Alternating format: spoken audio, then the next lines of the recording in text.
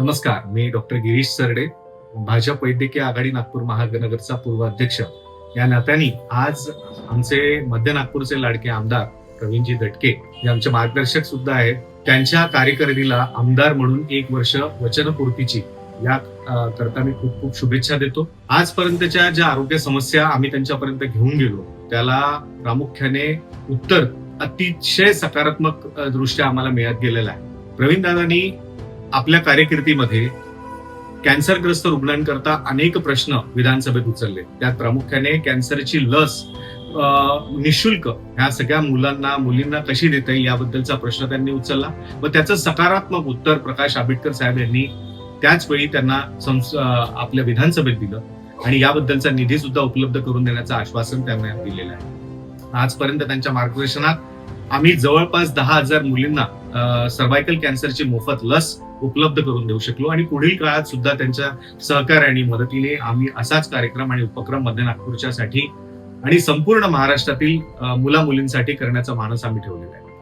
अनेक विदर्भातील लोक हे कॅन्सरग्रस्त आहेत आणि विदर्भात अनेक स्टेट्स मधनं सुद्धा कॅन्सरच्या ट्रीटमेंट करता दुरून लोक येतात. तेव्हा मध्य नागपूरचे आमदार म्हणून त्यांनी एक बांधिलकी समाजाची दाखवली आणि कॅन्सर रुग्णांना स्पेसिफिकली महिला कॅन्सर रुग्णांसाठी एक वेगळं हॉस्पिटल असावं, त्याच्यासाठी निधी उपलब्ध करून द्यावा.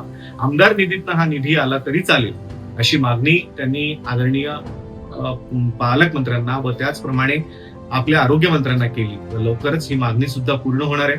त्यांच्या कितीतरी प्रयत्नातून आम्ही पेट स्कॅन सारखी जी महाग टेस्ट आहे 25,000ची जी टेस्ट आहे आम्ही सहजपणे ती फ्री मध्ये कशी उपलब्ध करून देता येईल याकरता सरकारी रुग्णालय असतील, महानगरपालिकाचे हॉस्पिटल असतील या ठिकाणी सुद्धा आम्ही मोठ्या प्रमाणात त्यांना मदत कशी उपलब्ध करून देता येईल याकरता सुद्धा ते सकारात्मक आहे.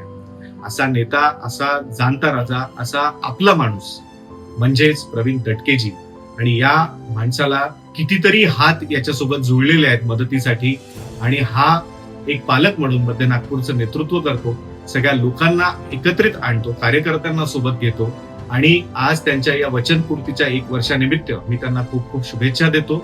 मनपूर्वक माझ्याकडनं आणि माझ्या परिवाराकडनं मी त्यांना अशीच गगनझेप त्यांनी घेत राहावी आणि समाजोपयोगी कार्यात सदैव पुढे राहून लोकांना मदत करावी अशीच अपेक्षा या ठिकाणी व्यक्त करतो. खूप खूप